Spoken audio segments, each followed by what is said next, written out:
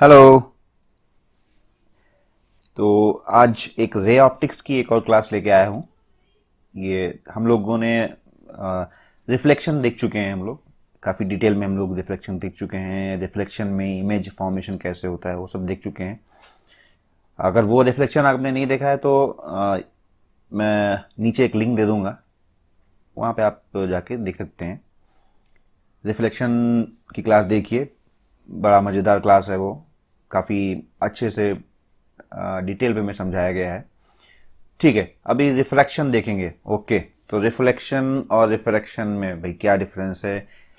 Reflection जैसा कि देख चुके हैं हम लोग, रिफ्लेक्शन मतलब लाइट रिफ्लेक्ट होती है। जैसा कि नेम, इसका नाम है रिफ्लेक्शन, तो लाइट रिफ्लेक्ट हो रही है भाई किसी भी सरफेस से। सपोज मैं मेरा ये इमेज था, मिरर था, एक ये लाइट रे ऐसे आई और इधर से ये रिफ्लेक्ट हो गई। रिफ्लेक्ट इसलिए हुई क्योंकि ये इस मीडियम के थ्रू इसके अक्रॉस नहीं जा पा रही, क्योंकि ये पॉलिश्ड है। ये सरफेस अगर पॉलिश नहीं होती तो ये रे इसको क्रॉस करके भी चली जाती। तो बेसिकली रिफ्लेक्शन मतलब लाइट रिफ्लेक्ट होके इसी मीडियम में आई, रिफ्लेक्ट होके इसी मीडियम में वापस चली गई। यहाँ मीडियम चेंज ऑफ मीडियम नहीं हो रहा। चेंज ऑफ मीडियम बोले तो ये अगर हम देखें तो ये एयर ही है जहां पे लाइट ट्रैवल कर रही है, और एयर में ही ये रिफ्लेक्ट होके वापस चली जा रही है। अच्छा, अब रिफ्रैक्शन क्या है। बेसिकली रिफ्रैक्शन देखिए, जब लाइट रेज एक मीडियम से दूसरे मीडियम में ट्रैवल करती है, या एक मीडियम में सपोज एयर में गई। मैं एक एग्जांपल लेता हूं। मैं इंटरफेस पे देखिए, मीडियम के इंटरफेस पे हमेशा रिफ्लेक्शन होता है। तो सपोज करिए ये वाटर है, यहाँ पे ये वाटर फिल्ड अप है। ओके ओके, और मैं एक पैरेलल ड्रॉ करता हूँ, परपेंडिकुलर ड्रॉ करता हूँ कि यस ये है। ठीक है, अब इसमें एक रे ऐसे आई, ये देखिए एक रे आई ऐसे। अब इस रे ठीक है, अब ये रे आई यहां, देखिए ये ऊपर एयर है, ये वाटर है। अब इसको ये इंटरफेस देखिए, यहां पे ये जो है मीडियम चेंज हो रहा है, एयर से वाटर में जा रही है ये। तो जैसे ही चेंज ऑफ मीडियम होता है ये रिफ्रैक्शन का फिनोमेना होता है। रिफ्रैक्शन बोले तो ये लाइट थोड़ा सा, लाइट रे जो आ रही थी, इंसिडेंट लाइट रे, ये थोड़ा सा अपने पाथ से डेविएट हो जाएगी। कैसे हो जाएगी डेविएट? या तो ये इधर चली जाएगी ऐसे,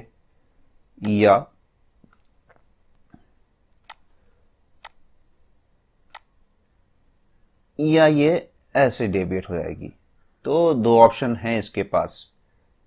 ठीक है, अच्छा इसके एक देख लेते हैं हम लोग कि अगर ये डेविएट ना होती तो भाई ये स्ट्रेट ऐसे निकल गई होती। ठीक है, तो देखिए हमारे पास तीन रेज हैं समझने के लिए। एक तो ये है, एक ये है, एक ये है। इसको मैं 1 दे देता हूं नाम, इसको 2, ये 3। तो अगर ये डेविएट नहीं होती तो सीधा निकलती। डेविएट कब नहीं होती? अगर ये एयर, यहाँ जो ये वाटर का मीडियम है ये भी एयर ही रहता, या ऊपर भी वाटर रहे और नीचे भी वाटर रहे, मतलब सेम मीडियम रहे। सेम मीडियम में अगर ये ट्रैवल कर रही है तो ऑब्वियसली डेविएट नहीं होगी। जैसे ही मीडियम चेंज हुआ, एयर से वाटर में आई, तो ये ठीक, अभी हम लोग बाद में डिस्कस करेंगे कि ये डेविएट कैसे होगी। मतलब ये जो नॉर्मल है इसकी तरफ आएगी या इससे दूर जाएगी। बट इसके पास दो ऑप्शन रहेंगे, हम लोग देखेंगे बाद में कि कौन से लॉज हैं जो गवर्न करते हैं कि भाई ये लाइट रे रिफ्रैक्शन के बाद पाथ नंबर 2 को फॉलो करेगी या पाथ नंबर 1 को फॉलो करेगी।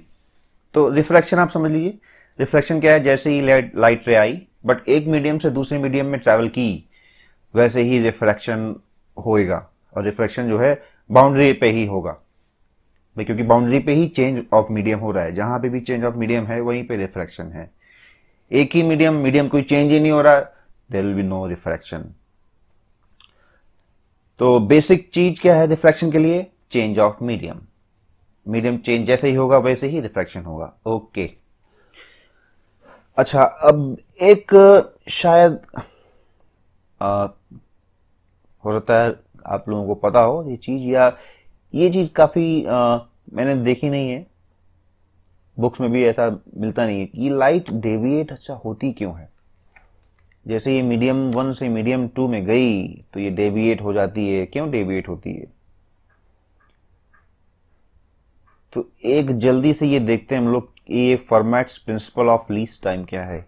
Formats principle of least time है, ये दोनों चीजों में लॉग अप्लाई होता है, रिफ्रैक्शन या रिफ्लेक्शन में। तो हम लोग यहाँ रिफ्लेक्शन की बात करेंगे। फॉर्मेट्स का प्रिंसिपल क्या बोलता है कि भाई लाइट रे वही पाथ फॉलो करेगी जिसमें कि उसको लीस्ट टाइम लगे, कम से कम समय लगे उसको, सब वही पाथ को फॉलो करती है। अच्छा, इसके लिए ही वो डेविएट होती है। आइए समझते हैं कैसे। ये डायग्राम देखिए, ये एयर में है, ये मीडियम एयर है, ये ग्लास है। अच्छा, लाइट की जो वेलोसिटी है एयर में जो लाइट की वेलोसिटी है मोस्टली 3 × 10⁸ इंटू मीटर पर सेकेंड होती है। ये लाइट जैसे ही ग्लास में आएगी या जैसे ही वाटर में जाएगी, तो भाई वाटर एक डेंसर मीडियम है एयर से, तो इसकी वेलोसिटी ऑब्वियस सी बात है थोड़ा सा कम हो जाएगी। अच्छा, अब ये देखिए इस लाइट रे को, ओके, इधर से ये आई, ये स्ट्रेट लाइन गई, अगर ये डेविएट नहीं होती जरा भी तो ये ऐसे आती। ओके, अब देखिए यहां पे क्या होता है, सपोज इस लाइट रे को ये पॉइंट से ओ से सी तक आना है, ठीक है, हम लोग एज्यूम करते हैं ओ से सी तक आना है। तो अगर ये इस वाले पाथ को फॉलो कर रही है, ये सीधा स्ट्रेट वाले पाथ को, तो क्या होगा भाई, ये जो आपकी है O इंटू सी, ओ सी ये लेंथ है, इसमें आपकी जो लाइट की वेलोसिटी है वो कम हो जाएगी। तो वेलोसिटी कम होगी तो मतलब टाइम बढ़ जाएगा। लेकिन अगर ये थोड़ा देखिए थोड़ा डेविएट हो जाए, ओ तक आए, उसके बाद यहाँ फिर एयर में आ जाए, तो जो ये जो डिस्टेंस ये ग्लास में चल रही थी जबकि इसकी स्पीड कम थी, वो डिस्टेंस देखिए कम हो गई। जैसे ही वो डिस्टेंस कम हो गई, इसका मतलब टाइम, इसका टाइम भी कम लगेगा भाई, क्योंकि यहाँ जो कम वेलोसिटी से जा रही थी उसकी डिस्टेंस मैंने कम कर दी। जैसे डिस्टेंस कम की तो टाइम भी कम हो जाएगा। बाद में ये फिर ये ओ डैश से सी तक आने के लिए, अभी क्योंकि ये एयर में आ गई है, एयर में इसकी वेलोसिटी फिर से बढ़ गई है, तो भले ये थोड़ी डिस्टेंस ज़्यादा है बट इसकी वेलोसिटी ज़्यादा बढ़ गई है, तो इसके लिए भाई ये थोड़ा सा डेविएट करती है। एक्चुअली डेविएट करने का मतलब क्या है ये, अच्छा अभी अगर उस मीडियम में जा रही है जिस मीडियम में इसकी वेलोसिटी कम हो रही है, तो देखिए ये ऐसे इस हिसाब से डेविएट करेगी कि इसकी जो डिस्टेंस है उस मीडियम में वो थोड़ा कम हो जाए। एग्जाम्पल के लिए देखिए, मैं एग्जाम्पल लेता हूं एक, सपोज एक सेकेंड, इसको जो है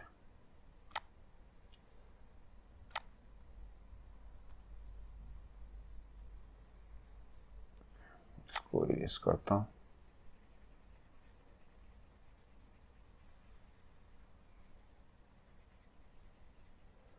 ठीक है, ये अभी मैं एग्जाम्पल इसका उल्टा देता हूं, इसका रिवर्स एग्जाम्पल लेता हूं कि भैया अगर लाइट रे मेरी सपोज ये ग्लास है और इधर वाटर है, ठीक है, इधर ये फिर ग्लास आ गया, तो भाई ग्लास में मेरी वेलोसिटी लाइट की ज़्यादा कम होती है एज कंपेयर टू वाटर। तो कोई लाइट रे ऐसे आई, ठीक है, ये मैंने एक नॉर्मल ड्रॉ कर दिया। अब इसको, इस लाइट रे को यहां से यहां तक पहुंचना है, अभी कैसे पहुंचेगी ये, या तो ये अंदर की ओर डेविएट होगी, बट यहाँ पे जो वेलोसिटी है वो बढ़ जा रही है, तो लाइट क्या करेगी, यहाँ के पाथ को मैक्सिमाइज करेगी, तो तो ये थोड़ा उधर की ओर डेविएट हो जाएगी। ये देखिए, अगर ये अंदर की ओर डेविएट होती तो ये देखिए, ये डिस्टेंस देखिए, ये वाली डिस्टेंस ऑब्वियसली ये कम लेती, बट बाहर की ओर डेविएट हो रही तो ये डिस्टेंस बढ़ जा रही है। तो अब चूंकि इस मीडियम में वेलोसिटी बढ़ गई तो ठीक है, ये अपनी डिस्टेंस भी बढ़ा लेगी टाइम को कॉम्पनसेट करने के लिए। तो ये बेसिक प्रिंसिपल है रिफ्लेक्शन का, रिफ्रैक्शन का, जो कि आप लोगों को समझ में आ गया रहेगा।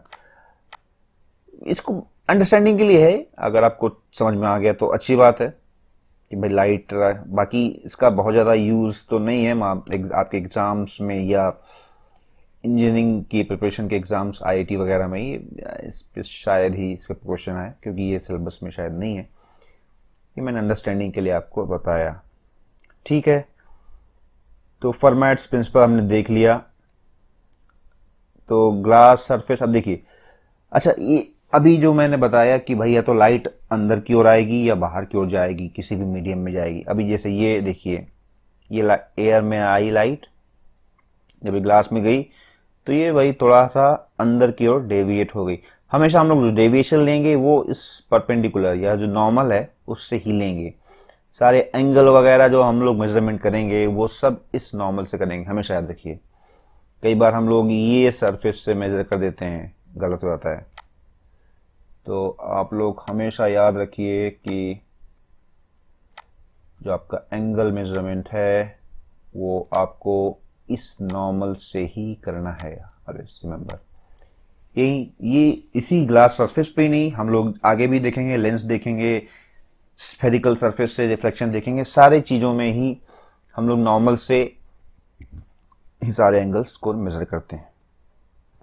जैसे कि आई को हम लोग एंगल ऑफ इंसिडेंस बोलते हैं, ये आर जो है ये एंगल ऑफ रिफ्रैक्शन हो गया, और सारे जो कैलकुलेशंस हैं, सारे जो मेजरमेंट हैं वो इसी नॉर्मल से किए जा रहे हैं, ठीक है। ये इमर्जेंट रे बोले तो जो सबसे बाद में, क्योंकि अभी देखिए यहाँ पे आई, एयर से ग्लास में आई, थोड़ा सा टिल्ट हो गई क्योंकि यहाँ पे मीडियम चेंज हो रहा है। अभी ऐसे ऐसे आई, यहाँ फिर से मीडियम चेंज हो रहा है, ग्लास से एयर में आ रही है, तो यहाँ से फिर से ये थोड़ा सा, ये जो लाइन आ रही थी ये स्ट्रेट पाथ नहीं गई, देखिए ये थोड़ा सा टिल्ट हो गई, बट यहाँ पे थोड़ा रिवर्स टिल्ट हुई। भी देखिए, यहाँ पे अंदर की ओर टिल्ट हुई, इधर थोड़ा बाहर की ओर टिल्ट हो गई।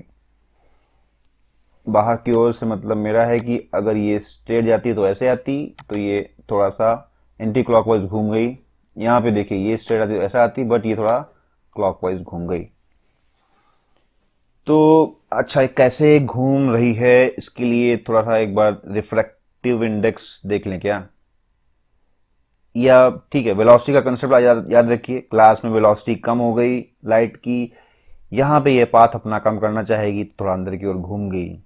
या आपको याद रखने के लिए ध्यान से सुनिए, काफी इजी है याद रखना कि भाई ग्लास है, ग्लास को हम लोग बोलते हैं डेंसर मीडियम, ये डेंसर है, और ये एयर हमारा रेयरर है। बेसिकली ये रिफ्रैक्टिव इंडेक्स पे होता है।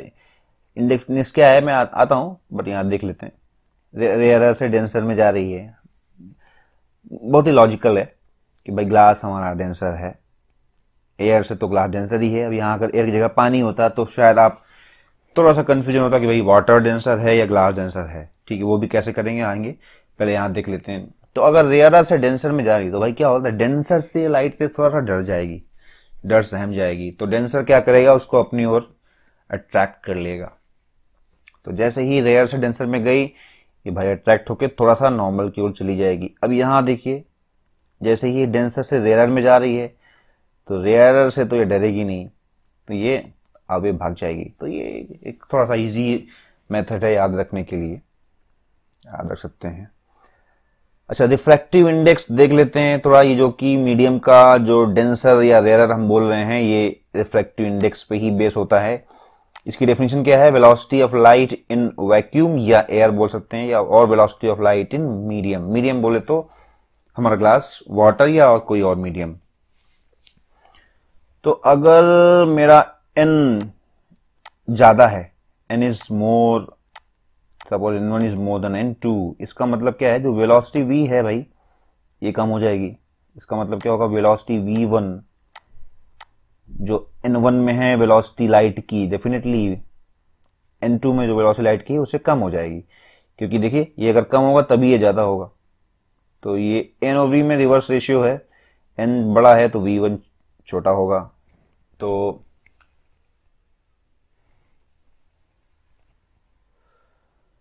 ओके, तो ये हो गया V1 लेस देन V2। तो N1 अगर बड़ा है तो ये मीडियम हमारा डेंसर हो जाता है। आप हम हमेशा याद रखिए, रिफ्रैक्टिव इंडेक्स पे डिपेंड करता है डेंसर या रेयरर। अगर रिफ्रैक्टिव इंडेक्स बड़ा है इसका मतलब जो स्पीड ऑफ लाइट है उस मीडियम में वो कम है, स्पीड ऑफ लाइट उस मीडियम में कम है, इसका मतलब जो डेविएशन है भाई, डेविएशन जितना ज्यादा रिफ्रैक्टिव इंडेक्स होगा उतना ही ज्यादा लाइट डेविएट होगी। क्यों? अगर रिफ्रैक्टिव इंडेक्स मेरा ज्यादा है मतलब ये मीडियम मेरा डेंसर है, इसका मतलब उतनी ही मेरी जो स्पीड है लाइट की वो कम हो जाएगी। अगर उतनी कम हो जाएगी तो भाई ये बोलेगा कि और कम करो, जो लेंथ में इस मीडियम में ट्रेवल कर रहा हूं उसको मिनिमाइज करना चाहूंगा। तो आप याद रखने के लिए, जितना ज्यादा रिफ्लेक्टिव इंडेक्स होगा उतना ज्यादा ही लाइट को डेविएट करेगा वो मीडियम, याद रखिए। The more the reflective index, the less is the speed of light in that medium and the more is the deviation. Deviation या जो भी मैं उधर झुकाओ नॉर्मल की तरफ झुकेगी। ओके, तो I hope refractive index clear होगा। डेफिनेशन याद रखिए रिफ्रैक्टिव इंडेक्स की, कई बार क्वेश्चंस आ जाते हैं। ठीक है, अभी स्नेल्स एक साइंटिस्ट थे जिन्होंने रिफ्रैक्शन पे एक लॉ दे दिया भाई, कि क्या लॉ है, n1 sin θ1 is equal to n2 sin θ2। मतलब अगर राइट रे मीडियम वन है, ये मेरा मीडियम 1 से मीडियम 2 में जा रही है, इसका रिफ्रैक्टिव इंडेक्स n1, इसका इंडेक्स n2। अच्छा अभी देखिए एंगल, फिर से देखिए ये नॉर्मल है भाई, हम लोग हमेशा एंगल नॉर्मल से ही मेजर करते हैं। तो नॉर्मल से एंगल θ1, इसका नॉर्मल से एंगल θ2 है, तो ये वाले रूल्स को फॉलो करेंगे। n1 sin θ1 is equal to n2 sin θ2 के। अच्छा अभी देखिए भाई, जेई वाले जो है एकदम बेसिक कंसेप्ट्स पे बढ़िया बढ़िया सवाल पूछ लेते हैं। एक ये क्वेश्चन देखते हैं, इस लॉ पे है, स्नेल्स लॉ पे। ये आया था क्वेश्चन जेई 2002 में। इसमें इन्होंने μ1 μ2 μ3 μ4 में कुछ रिलेशंस पूछे थे। ये दिया है कि ये वाली रे और ये वाली रे भाई पैरेलल हो जाती हैं। अच्छा, जहां पे जो इंटरफेस है, पहला काम क्या करेंगे हम लोग, नॉर्मल खींच लेंगे, नॉर्मल, इधर भी नॉर्मल। तो अभी नॉर्मल से सपोज ये करिए, ये वाला एंगल है θ1, ये मान लीजिए θ2 है, ठीक है, ये मान लीजिए θ3 है। अच्छा अब ये एंगल देखिए, क्योंकि ये और ये पैरेलल हैं तो ये एंगल ये θ1 ही हो जाएगा एंगल भाई। जिस एंगल पे निकल रही है नॉर्मल से, भाई नॉर्मल से ये θ1 है तो ये भी नॉर्मल से θ1 हो जाएगी, क्योंकि ये पैरेलल है। देखिए अगर दो रेस पैरेलल हैं तो ये एंगल सेम हो जाते हैं। वैसे ये ऐसे समझिए कि ये वाली रे पैरेलल है, क्योंकि भाई ये दोनों एक स्ट्रेट लाइन ही है। तो यहाँ पे अगर मैं नॉर्मल, यहाँ पे नॉर्मल खींचूँ, यहाँ पे नॉर्मल खींचूँ, तो ये एंगल ये एंगल ये एंगल ये एंगल सब सेम हो जाएंगे। तो ये वाला एंगल भी इसके सेम रहेगा इस वाले एंगल से। तो वही प्रिंसिपल यहाँ पे अप्लाई हो रहा है। अभी रिलेशन कैसे निकालेंगे देखिए, वो भी इजी है। μ1 sin θ1 should be equal to μ2, ये वाला मीडियम देखिए μ2। ओके, अभी देखिए एक चीज और है यहाँ पे, ये नॉर्मल है, ये रिएक्शन ये θ2 है, θ2 तो ये भी θ2 हो जाएगा, ये दोनों। तो μ2 sin θ2 इस वाले इंटरफेस के लिए। अभी इस वाले इंटरफेस के लिए μ2 sin θ2 should be equal to μ3 sin θ3। अच्छा, इस वाले इंटरफेस को देखिए, mu 3 sine theta 3 should be equal to mu 4 sine theta 1। Okay, तो अब अगर ये वाले रिलेशन देखिए, mu 1 sine theta 1 is equal to mu 2 sine theta 2 और mu 2 sine theta equal to mu 3 sine theta 3 और mu 3 sine theta equal to mu 4 sine theta 1, तो simply ये जो है इसके इक्वल हो गया। Mu 1 sine theta 1 should be equal to mu 4 sine theta 1, तो थीटा 1 कैंसल, ये mu 1 is equal to mu 4 आ गया। थोड़ा सा जल्दी किया मैंने, कोई दिक्कत नहीं है। ये देखिए ये इक्वल है इसके, अब म्यू 2 साइन थीटा 2 इसके इक्वल है, तो ये मैंने इसके इक्वल यहाँ रखा, फिर ये लेकिन ये अगेन ये इसके इक्वल हो गया, तो सिंपली ये मेरे लास्ट वाले दोनों इक्वल हो गए। तो इसमें रिलेशन निकल के आ गया mu 1 is equal to mu 4। आप लोग घर पे एक बार और सॉल्व कीजिए, नहीं समझ में आया तो कमेंट में पूछिए। इजी है, कोई दिक्कत नहीं है। ये सारे इक्वेशंस, 3 इक्वेशन आप बना लीजिए, 3 इक्वेशन में आप बिल्कुल सॉल्व कर लीजिए, मैथमेटिकली आपको आ जाएगा। So light will bend towards the normal or away from the normal. I have already discussed कि भैया लाइट अगर रेयरर से डेंसर में जा रही है तो डेंसर में जाके तो डर जाएगी और उसकी नॉर्मल की तरफ आ जाएगी। रेयरर में जा रही है तो भाई उसको कोई डर नहीं उस लाइट रे को, तो अवे चली जाएगी। ओके, आई होप यहां तक क्लियर रहेगा। ठीक है, अभी नेक्स्ट आ जाते हैं कि भाई रिफ्रैक्शन एट स्फेरिकल सरफेस। हम लोगों ने रिफ्लेक्शन एट स्फेरिकल सरफेस देखा, काफी इजी था। अभी रिफ्रैक्शन एट स्फेरिकल सरफेस देखिए, एक डायग्राम मैंने ऑलरेडी लिया हुआ है इंटरनेट से, तो ये रे हमारी आ रही है ये। अच्छा, अब इसमें देखिए नॉर्मल हमेशा सेंटर ऑफ कर्वेचर से जाएगा, क्योंकि ये एक स्फेरिकल या इसका सर्कल का पार्ट है। तो आपको मालूम है सर्कल में अगर किसी भी पॉइंट पे अगर आप नॉर्मल खींचें तो सेंटर से होके जाता है, तो भैया वही है यहाँ पे देखिए, सेंटर से होके जा रहा है, ये नॉर्मल हो गया आपका। इस नॉर्मल से देखिए ये एंगल कैलकुलेट किया है आई, इसी नॉर्मल से ये जो रिफ्लेक्टेड रे रिफ्रैक्टेड रे है वो आर है, यहाँ पे देखिए आर लिखा हुआ है।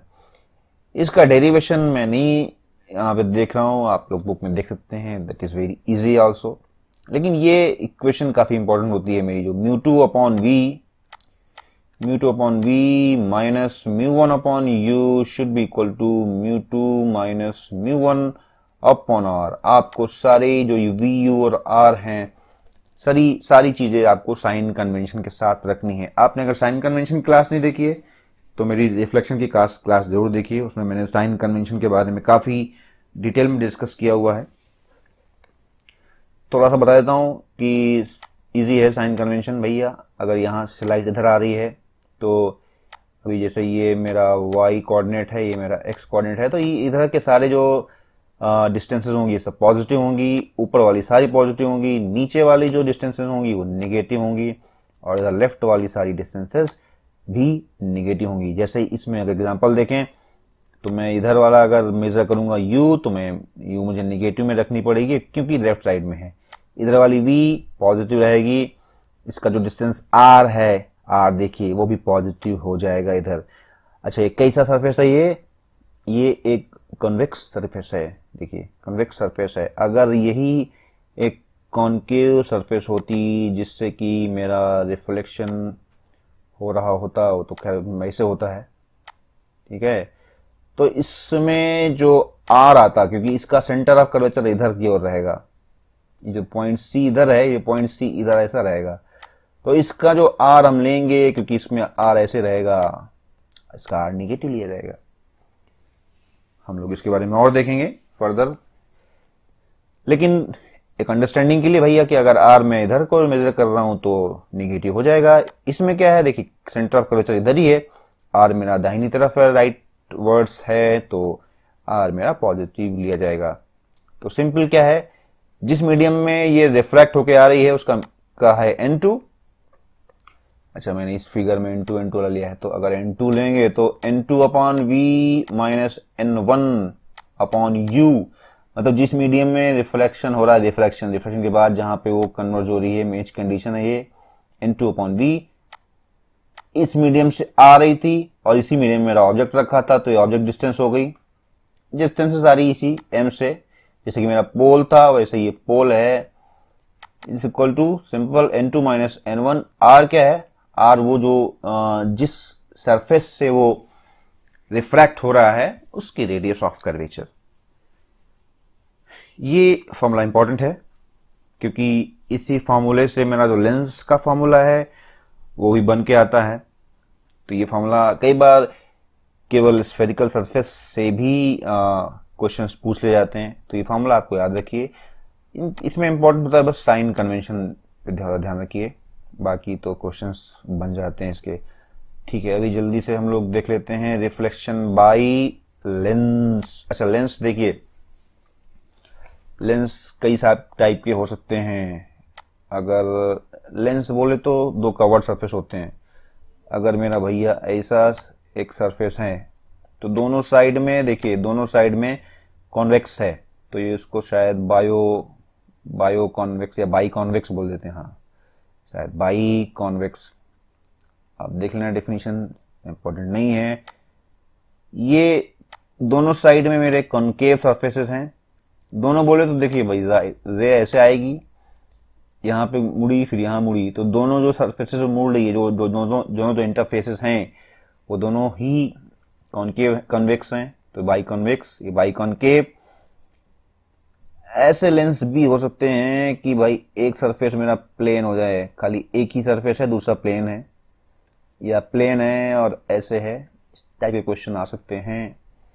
या ऐसा है और ऐसा है, कुछ भी कॉम्बिनेशन हो सकता है, उसमें कोई ये नहीं है। फॉर्मूला हमारा एक ही लगता है भैया, फॉर्मूला जो है बस अब याद रखिए 1/f, कि 1/f क्या हो गया, N2 divide by N1 minus 1/R1 minus 1/R2। याद रखिए, R1 हमेशा जिस कर्वेचर पे पहला रिफ्रैक्शन हो रहा है वो हमेशा R1 लिया जाएगा, जिस पे बाद में हो रहा है वो R2 लिया जाएगा। N2 है मीडियम है, N2 मीडियम है लेंस का, मतलब सॉरी N2 जो रिफ्रैक्टिव इंडेक्स है वो लेंस का है। N1 जो है देखिए, दोनों साइड में N1 है इधर, याद रखिए दोनों साइड में, लेंस के दोनों साइड में एक ही मीडियम है, तब ये फॉर्मूला लग रहा है। अगर लेंस के दोनों साइड में अलग अलग मीडियम हो जाए तो ये फॉर्मूला नहीं लगेगा, हमेशा याद रखिए। फॉर्मूला अगर याद रख रहे हैं तो कंडीशंस भी याद रखिए, फिर हम लोग उसके लिए कोई फॉर्मूला नहीं है, फिर हम लोग अलग अलग करके उस क्वेश्चन को सॉल्व कर सकते हैं। लेकिन अभी ये जो फॉर्मूला है लेंस मेकर्स फॉर्मूला, इसको बोलते हैं कि 1/f is equal to N2 divide by N1 minus 1, bracket में 1/R1 माइनस 1/R2। R1 क्या है, जिस स्फेरिकल सरफेस पे पहला रिफ्लेक्शन हो रहा है उसका रेडियस, और R2 जिस पे बाद में हो रहा है रिफ्लेक्शन उसका रेडियस। सारी चीजें R1 R2 ये सब साइन कन्वेंशन के साथ ही रखी जाएंगी, जैसे अब यहां देख लीजिए।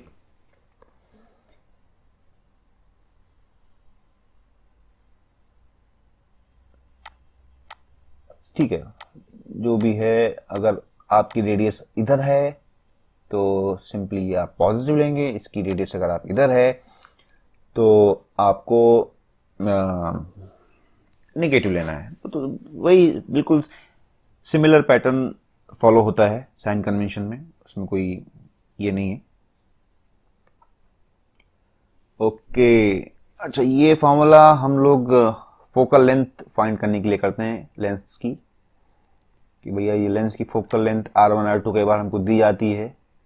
मोस्ट ऑफ द केसेस में R1 और R2 सेम रहती हैं, तो आप बोलेंगे सेम रहती हैं तो ये 0 हो जाएगा, 0 नहीं होगा, क्योंकि R1 पॉजिटिव होती है और R2 ऑलरेडी निगेटिव होती है, तो मिलके ये पॉजिटिव हो जाती हैं या मिलके निगेटिव हो जाती हैं।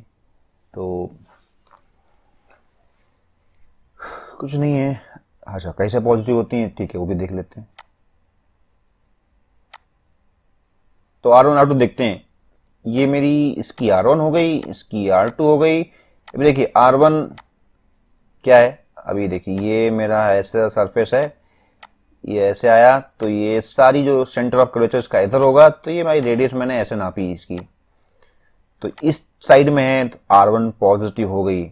सिमिलरली अगर ये वाला सरफेस है तो मेरा सेंटर ऑफ कर्वेचर इधर होगा, तो मेरी जो रेडियस होगी वो होगी तो निगेटिव हो जाएगी।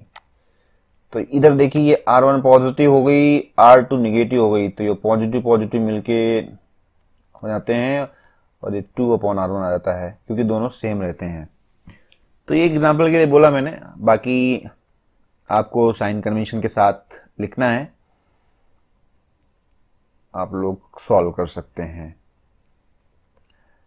अच्छा ठीक है, अभी तो लेंस मेकर का जो फॉर्मूला है, फोकल लेंथ का फॉर्मूला आपने देखा 1/f इज इक्वल टू, अभी मैं एक केस कंसिडर करता हूं कि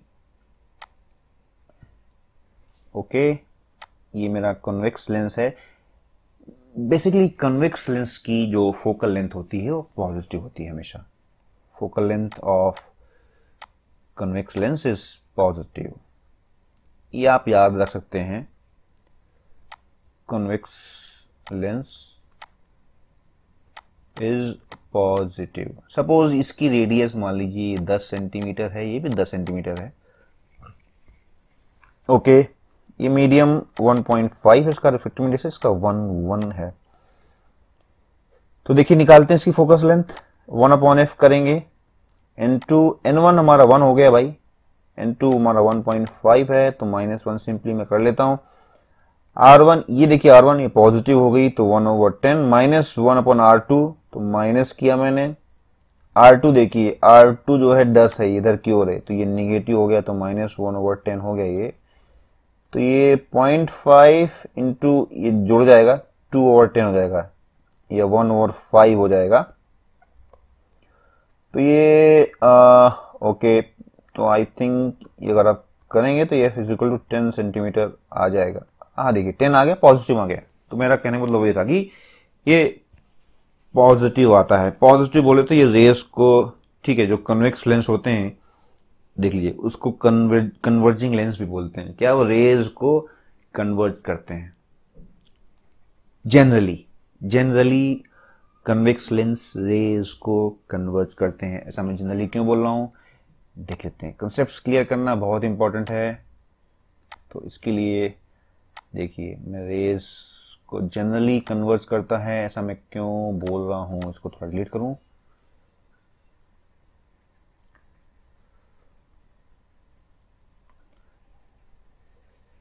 बड़ा ही सिंपल है अंडरस्टैंड करना। भी देखिए ओके, मैं एक, ठीक है, एक ले लेता हूं, उसके बाद मैं एक सर्कल ले लेता हूं। सर्कल बोले तो कन्वेक्स लेंस हो गया ये। ओके अभी मान लीजिए कोई भी एक रेज ऐसे आ गई, ऐसे आई, ठीक है। अभी देखिए यहां इसका जो नॉर्मल होगा भैया ऐसे, एक सेकेंड में लाइन ले लेता हूं। इसका जो नॉर्मल होगा वो कुछ ऐसे होगा, ठीक है।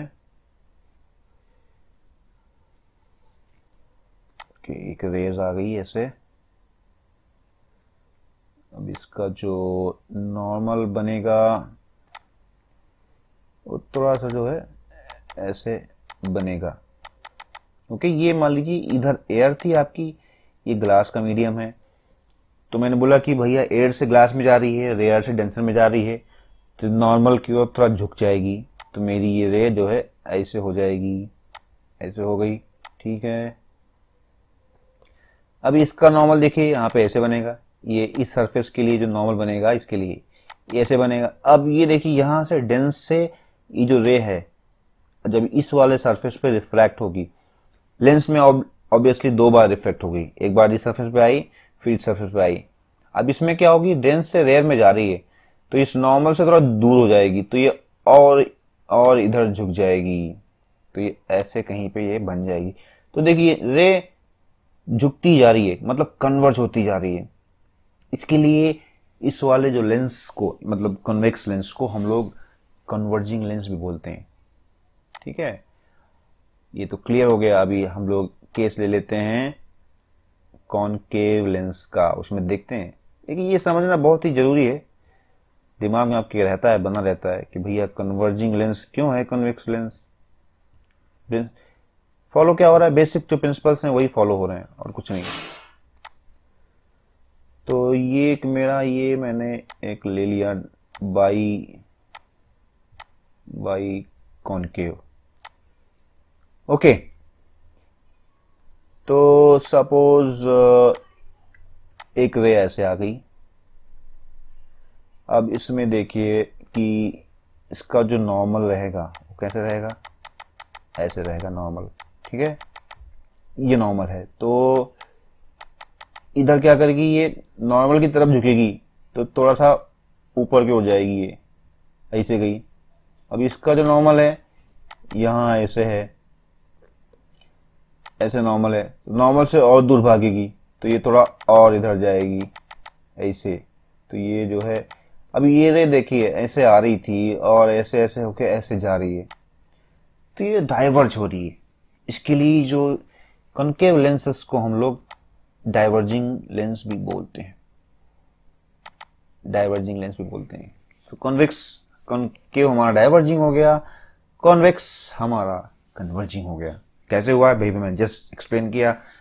नहीं आपको थोड़ा सा क्लियर हुआ तो आप लोग थोड़ा पीछे जाके फिर से देखिए वीडियो को, डेफिनेटली आपको क्लियर होगा। तो ये मैंने देखिए ये केस बताया जबकि ये दोनों साइड में एयर है। लेकिन भैया जेई वाले तो क्या करते हैं, सिंपल सिंपल से तो पूछेंगे नहीं, थोड़ा सा वो लोग ट्विस्ट कर देते हैं। तो देखिए एक क्वेश्चन क्या आया कि भाई ये हॉलो डबल कॉनकेव लेंस, यही वाला लेंस है concave lens, is made up of very thin transparent material. Okay ठीक है, चलेगा, ट्रांसपेरेंट मटेरियल से फिर है, कोई बात नहीं।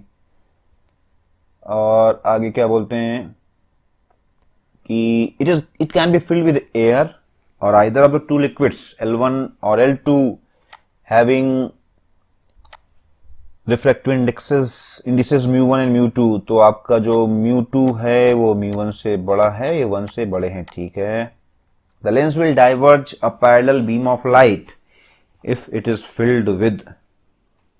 ओके, ये देखिए, अब भाई अगर ये एयर में रखा हुआ है, ठीक है, और इसके अंदर भी आपने एयर भर दिया तो मीडियम चेंज तो हुआ ही नहीं, तो ये रे क्या करेगी, ये सीधी निकल जाएगी।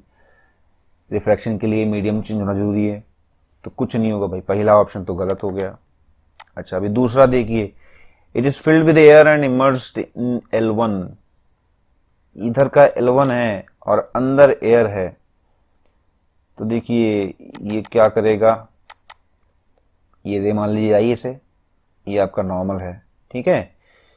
तो अभी अंदर का L1 है, मतलब अंदर का ज्यादा है, तो क्या करेगा, ये नॉर्मल की ओर भागेगा।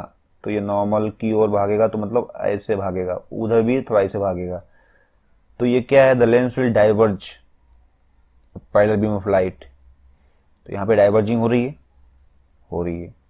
तीसरा केस देखते हैं कि इट इज फिल्ड विद, नहीं, इधर मैंने सेकंड केस में यार थोड़ा सा गड़बड़ हो गई हमारे ख्याल से, हवा में भरा था ना ये, तो ओके, हवा में भरा था गुरुजी। तो क्या है कि इधर का जो ये मीडियम है ये डेंसर है, ये रेयर है, तो ये क्या करेगा, ये जो नॉर्मल था इससे थोड़ा दूर भागेगा। तो नॉर्मल से दूर भागेगा तो बोले तो थोड़ा सा ऐसे डाइवर्ट होगा, फिर यहाँ पे भी आ जाएगा तो यहाँ पे इसका ऐसा नॉर्मल होगा करीब करीब। तो अब यहाँ डेंसर से, ये डेंसर है, ये रेयर है, डेंसर में जा रहा है, तो ये थोड़ा और नॉर्मल की तरफ झुकेगा, तो भैया ये तो कन्वर्ज हो गई। तो दूसरा ऑप्शन भी गलत है, ये भी सही नहीं है। तीसरा ऑप्शन देखते हैं कि अगर क्या बोलता है, it is filled with L1 and immersed in L2। तो इधर अगर आपका मीडियम देखिए, इसको मैं थोड़ा इरेज करता हूं, ठीक है, फिल्ड विद L1, इधर L1 है और इधर L2 है, ठीक है। L2 का जो ये है वो बड़ा है, अभी आया ऐसे आया, ऐसे आया, L1 का फिर से कम है, तो क्या करेगा ये नॉर्मल से दूर भागेगा तो ये सीधा तो नहीं जाएगा, ये नॉर्मल है तो इससे ये क्लॉकवाइज डायरेक्शन में ही टिल्ट हो जाएगा, तो ये ऐसे आएगा भाई, तो ऐसे आएगा, मिनट, हाँ यहाँ पे ऐसे आएगा और यहाँ पे फिर से ये, तो ये फिर यहाँ डाइवर्ज हो रहा है। अभी देखो आप, लेंस ये कॉनकेव है लेकिन ये काम कर रहा है कन्वर्जिंग की तरह, ये सारी ये रेस को कन्वर्ज कर दे रहा है, तो 3 ऑप्शन तो गलत हो गए, तो चौथा ऑप्शन सही होना ही चाहिए, देख लेते हैं कि नहीं। It is filled with L2, L2 से फिल किया गया है और इधर L1 है,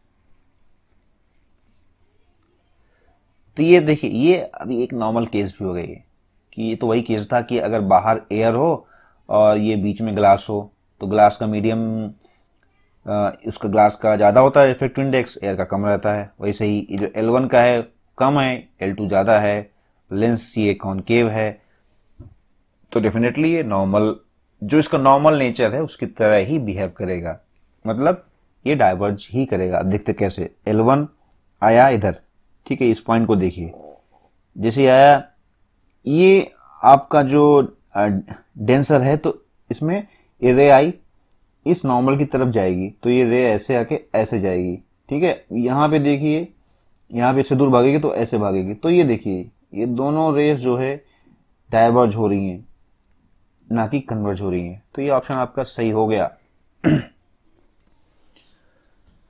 तो भैया ये अभी अगर आप लोग इसको जनरलाइज करना चाहें तो ठीक है, ऐसा हम लोग एक्सप्लेन करके क्वेश्चन कब करना है तो ऐसा कर सकते हैं, बट थोड़ा सा टाइम भी इम्पोर्टेंट होता है हमारे लिए जेई टाइप की क्वेश्चन इंजीनियरिंग एग्जाम्स में। तो सिंपली आप देखिए वो वाला केस देखिए जिसमें कि बाहर का मीडियम कम हो और इसका ज़्यादा हो, वो देख लीजिए। फिल्ड विद एयर प्लेसेंट एयर तो होगा ही नहीं, field with air immersion L1 ये भी उल्टा है, filled with L1 immersion L2 ये भी उल्टा है, तो यही वाला जो मीडियम ये वाला जो है वो आपके से मैच करता है।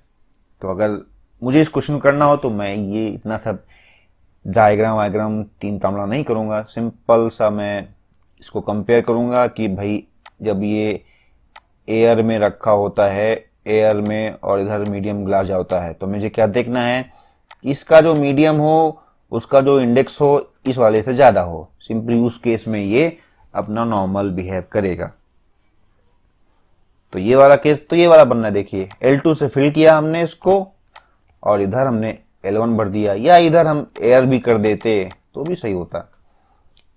इधर का जो इंडेक्स है वो इससे कम होना चाहिए, सिंपल सी बात है। सिमिलरली इसी तरह का क्वेश्चन IIT JEE में आया था, उसमें उन्होंने, मुझे याद है, ये दिया था, कन्वेक्स लेंस दिया हुआ था, उसको पानी में डुबो दिया था, एयर में रखा था तो फिर पानी में डाल दिया। उसके बाद उन्होंने पूछा था कि भाई पानी में डाल दिया तो जो लेंस का जो नेचर है वो कैसा रहेगा, कन्वर्जिंग ही रहेगा या डाइवर्जिंग ही रहेगा। तो सिंपली आप कर सकते हैं ऐसे ही। तो अगर आपके कॉन्सेप्ट्स क्लियर हैं, फंडामेंटल्स क्लियर हैं, तो क्वेश्चन को कैसे भी तोड़ा मोड़ा जाए आप बिल्कुल कर सकते हैं। याद रखने के लिए आप सिंपल याद रखिए कि भैया अगर बाहर का जो मीडियम है उसका जो इंडेक्स है इस अंदर वाले मीडियम से कम है तो लेंस अपना जैसा है उसका नेचर वैसा बिहेव करेगा, अगर वो रिवर्स हो गया तो लेंस का नेचर भी रिवर्स हो जाएगा।